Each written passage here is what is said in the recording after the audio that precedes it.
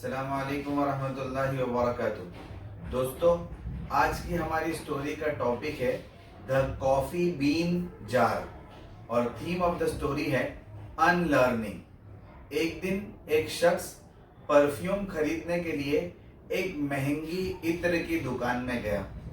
वहां पर उसने महंगी महंगी परफ्यूम्स की बोतलों को देखा, लेकिन उसे एक बात से बड़ा ताज्जुब हुआ कि परफ्यूम्स की बोतल्स के साथ वहां पर एक कॉफी बीन का जार भी रखा हुआ था। उसने दुकान के मालिक से पूछा कि आखिर इन महंगी महंगी परफ्यूम्स की बोतल के साथ यहाँ पर कॉफी बीन का जार क्यों रखा हुआ है।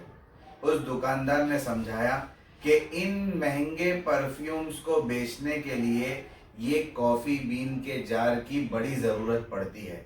उस शख्स को बड़ा ताज्जुब हुआ और उसने इसकी वजह मालूम की तो दुकान के मालिक ने बतलाया कि जब कस्टमर हमारी दुकान में आता है और अलग अलग परफ्यूम्स को वो स्मेल करता है तो 3-4 परफ्यूम्स को सूंघने के बाद अब उसका दिमाग परफ्यूम्स की खुशबुओं के दरमियान इम्तियाज यानी डिस्टिंग्विश नहीं कर पाता है।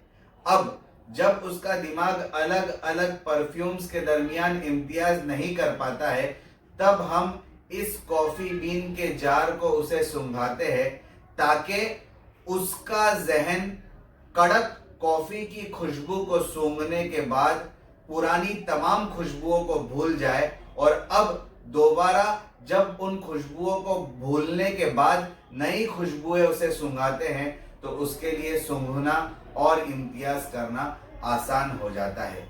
ये चीज हमें बतलाती है कि जिंदगी में कुछ चीजों को भूलना और अनलर्न करना कितना इंपॉर्टेंट होता है। दोस्तों, इस स्टोरी के 3 मॉरल्स और वर्ड्स ऑफ विजडम ये है।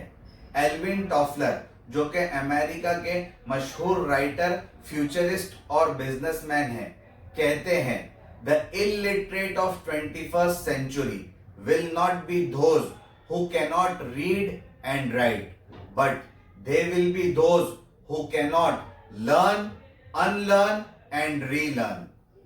Number 2, if you want knowledge, keep adding to your mind something new every day. And if you want wisdom, keep deleting unwanted things from your mind every day. Number 3, your creativity and productivity get enhanced when you start learning to unlearn things. It is about growing in life and enjoying the numerous fragrances that come along. दोस्तों, unlearning के topic पर 3 अच्छी books के नाम, उनके authors के नाम और पब्लिशिंग डेट ये है।